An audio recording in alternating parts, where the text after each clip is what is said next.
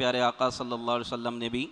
8 ذوالحجہ کی صبح مکے سے مینا کی طرف سفر فرمایا، وہاں ظہر سے لے کر فجر تک قیام فرمایا، یعنی وہاں ظہر سے لے کے اگلی صبح کی فجر تک 5 نمازیں ادا فرمائیں۔ یہ بخاری شریف میں موجود ہے۔ چلنے سے پہلے حضور علیہ الصلوۃ والسلام نے شہزادی کونین سیدہ خاتون جنت کو بھی ساتھ لیا۔ یہ بیٹیوں کی اہمیت، حضور علیہ السلام نے حج میں ان کو اپنا شریک سفر بنایا، خاتون جنت کو بھی ساتھ لیا۔ اچھا، مولا علی کرم اللہ تعالی وجہ الکریم اس وقت مدینے میں نہیں تھے، آپ یمن میں تھے، اور ایک اسلامی مہم پر نبی پاک صلی اللہ علیہ وسلم نے اہم مہم پر ان کو بھیجا ہوا تھا یمن، تو وہاں سے حضرت علی کرم اللہ تعالی وجہ الکریم کو بلوایا کہ وہ مکے آ کر حج ادا کریں۔ تو مولا علی کرم اللہ تعالی وجہ الکریم بھی جانوروں کو لے کر، ہدی کے جانور، پہلے لوگ جانور اپنی قربانی کے ساتھ لے کر جایا کرتے تھے، بہت سارے جانور لے کر نبی پاک صلی اللہ علیہ وسلم کی بارگاہ میں حاضر ہوئے اور حضور علیہ الصلوۃ والسلام کے سفر حج کے رفیق بنے، اور حضور علیہ الصلوۃ والسلام کے ساتھ انہوں نے حج کیا۔ تو یہاں سے سیدہ خاتون جنت کو ساتھ لیا، وہاں سے مولا علی کو بلوایا، سبحان اللہ۔